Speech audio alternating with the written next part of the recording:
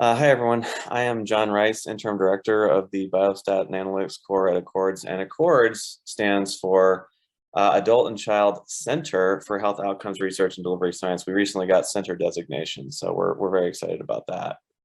Next slide, please. So at Accords, our focus is on health services outcomes and implementation research. I'll talk a little bit more about what this means in another slide or two. But we're supported kind of jointly by the University of Colorado School of Medicine and Children's Hospital because we have an extensive focus on pediatric research as well as the adult side. And you know, we collaborate with, of course, as the other cores do. We collaborate across campus. We're currently consulting with 25 different departments and divisions, and we have around a 35% success rate for federally funded grant submissions. Next slide, please. So what do we focus on at Accords? Primarily, it's translational T3, T4 research, and what this means is kind of higher level interventions and outcomes. So in T3 research, we're looking at ways of applying recommendations or guidelines in general practice, and this is intended to yield knowledge about how interventions work in real world settings. So we're very much interested in real world applications and outcomes. And then T4 is kind of a level above that, where we're looking at population health. So a lot of our research is pragmatic in the sense of we do cluster randomized, stepped wedge designs, a lot of observational studies, things like that. So anything that pertains to health outcomes on kind of large scales is within our purview. So our mission includes just providing excellence in quantitative methods for health services and outcomes research, but we also are aiming to develop new and innovative methods through collaboration with our collaborators. We also want to help researchers apply the correct statistical methods for their problems, using new statistical methods as appropriate, or developing new methods when needed. And we also have a few training programs, including fellowships for clinical researchers, where a biostatistician is involved and helps mentor and train clinical researchers. Next slide, please.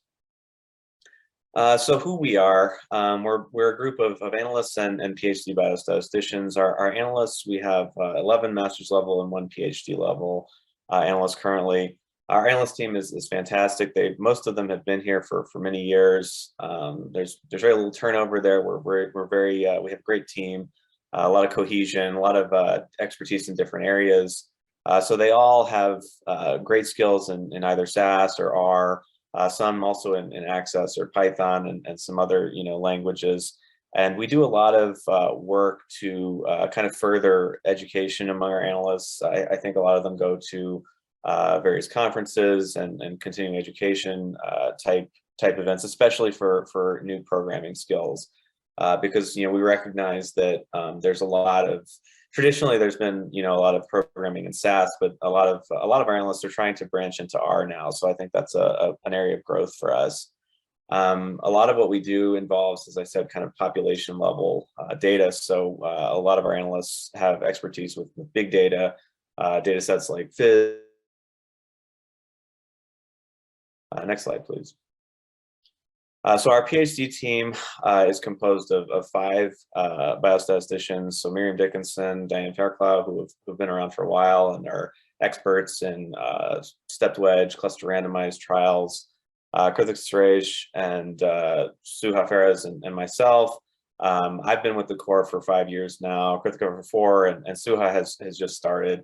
But as a group, we have expertise in hierarchical cluster data. So this includes things like longitudinal data, again, because a lot of what we do is cluster randomized studies, which require analysis that acknowledges and incorporates that feature of the data.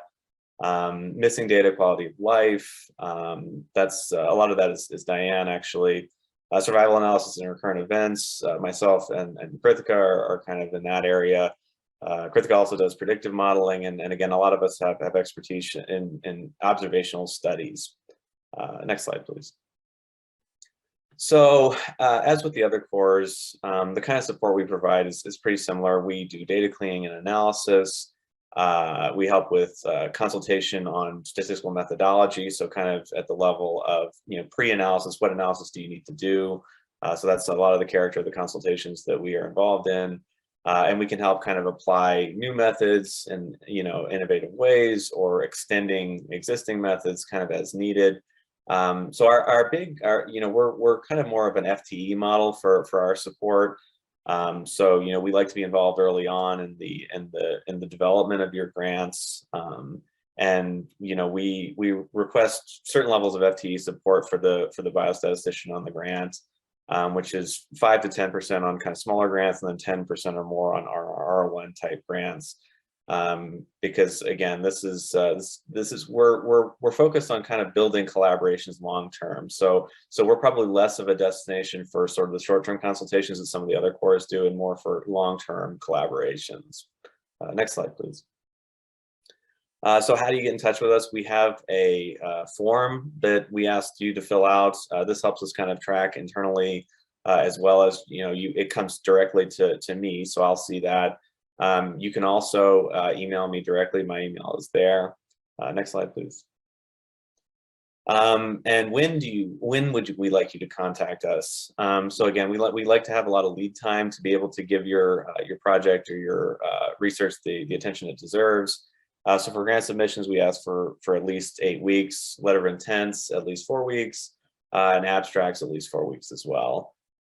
So if you're just consulting on a data analysis kind of problem, it's going to be a little bit more dependent on things like how clean is the data set, and sort of what's the goal. Is it an abstract? Is it a presentation? Or is it a manuscript?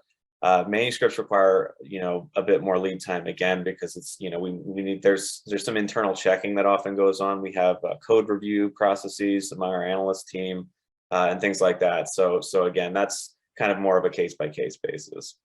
Next slide, please. So thank you for your attention, and this is the address, the website for our core.